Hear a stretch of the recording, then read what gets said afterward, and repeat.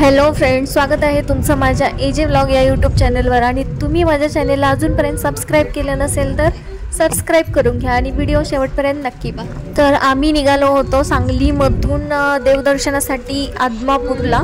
आणि हे डिस्टन्स जवळपास सांगलीमधून 90 किलोमीटर आहे।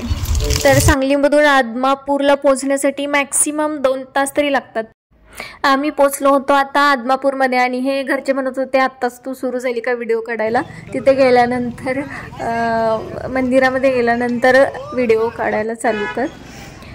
आणि तर इथं रस्त्याच्या कडेलाच मंदिर आहे, एकदम जवळच आहे, त्यामुळे जास्त काही चालावं नाही लागलं। पार्किंगपासून हार्डली 1 मिनिट आहे।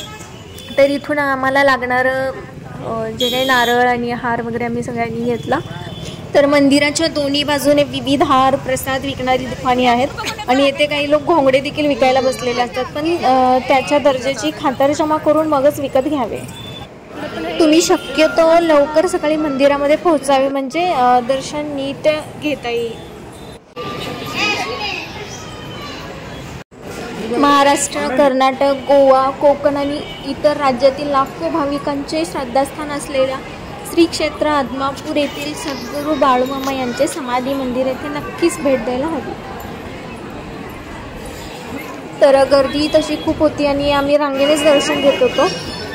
तर बाळूमामा मंदिरात दरवर्षी मोठी यात्रा भरते, ज्याला बाळूमामाचा भंडारा देखील म्हणतात। आणि विविध भागातील कीर्तनकार, प्रवचनकार यांची कीर्तने, प्रवचने, भजनी मंडळांची भजने, धनगरी ढोल यांच्या निनादात आणि मोठ्या भक्तिमय वातावरणात भंडारा उत्सव दरवर्षी इथे साजरा होतो। श्री क्षेत्र आदमापूर येथे भव्य मंदिर, धर्मशाळा, प्रसाद हॉल अशा वास्तू उभ्या राहिल्या आहेत। आणि रविवारी आणि अमावस्या किंवा पौर्णिमेला इथे भाविकांची व पर्यटकांची मोठी गर्दी होऊ लागली आहे।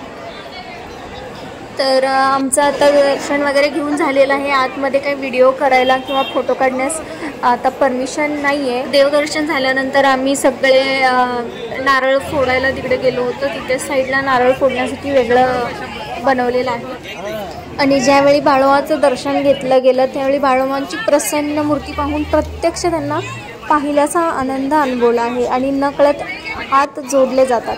तर बाळूमामांच्या उजव्या हाताला मामांचे सद्गुरू परमहंस मुळे महाराज गारगोटी यांची मूर्ती आहे। आणि मामांच्या डावीकडे श्री विठ्ठल रखुमाईच्या सुंदर मूर्ती असून शेजारी हालसिद्धीनाथांची प्रतिमा आहे। समाधीनंतरही बाळूमामा आपल्या भक्तांना अनेक अनुभव देत असल्याच्या दंतकथा प्रसिद्ध आहेत, त्यामुळे भक्तांची गर्दी वाढत आहे। आणि आदमापूर हे दुसरे पंढरपूर झाले आहे। या मंदिरात पहाटे 5 वाजता पूजा व आरती होते आणि 9 वाजता नैवेद्य होतो। संध्याकाळी 7 ते 7:30च्या दरम्यान सायंकाळची आरती झाल्यानंतर नैवेद्य होतो। आणि दर रविवारी व अमावस्येला नाचणीच्या आंबिलाचा प्रसाद दिला जातो। बाळूमामा हे भारतीय समाजातील एक गूढवादी संत योगी होते आणि लोक त्यांना शिवाचा अवतार मानत होते। बाळूमामांनी स्वतःच्या कुटुंबात खेळण्याऐवजी गरिबांची सेवा करण्यावर अधिक भर दिला। त्यांनी आपल्या साध्या शिकवणीतून लोकांच्या अनेक समस्या आणि अडचणी सोडवल्या। त्यांच्याकडे सर्व जातीवर्गाचे लोक अडचणी घेऊन येत होते। आणि बाळूमामांचा अंधश्रद्धेवर अजिबात विश्वास नव्हता। बाळूमामा नेहमी शाकाहारी भोजन करायचे। आणि गारगोटीचे मुळे महाराज हे त्यांचे गुरु होते। ज्ञान हे जीवन आहे आणि अज्ञान हे मरण आहे, असे ते लोकांना ठामपणे सांगायचे। आणि ते मेंढपाळ कुटुंबात जन्मले असले तरी त्यांनी सर्वांसाठी काम केले आहे। इथे पुढच्या हॉलमध्येच महाप्रसादाची व्यवस्था आहे, त्यामुळे सगळेजण महाप्रसाद घेण्यासाठी इथे रांगेत उभे होते।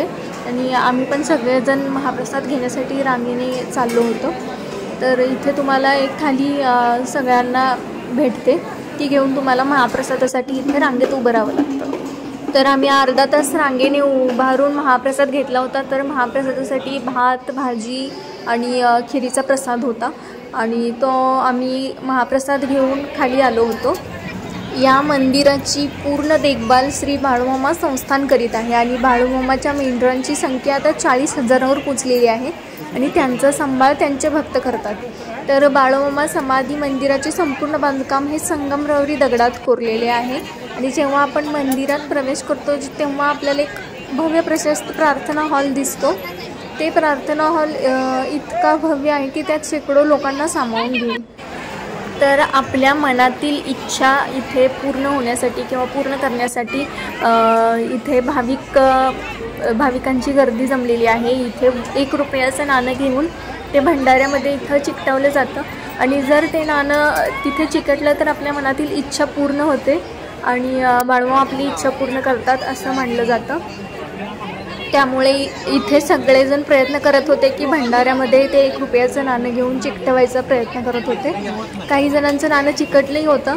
तर इथल्या प्रसन्न वातावरणातून जाण्याची बिलकुल इच्छा होत नव्हती आणि तसंच आम्ही बाळूमामाचा भंडारा कपाळावर घेऊन आम्ही पुढे आम्हाला जायचं होतं आप्पाची वाडी इथे हरसिद्धनाथाच्या दर्शनासाठी. आणि त्याचा ब्लॉग मी तुम्हाला उद्या नक्कीच शेअर करेन.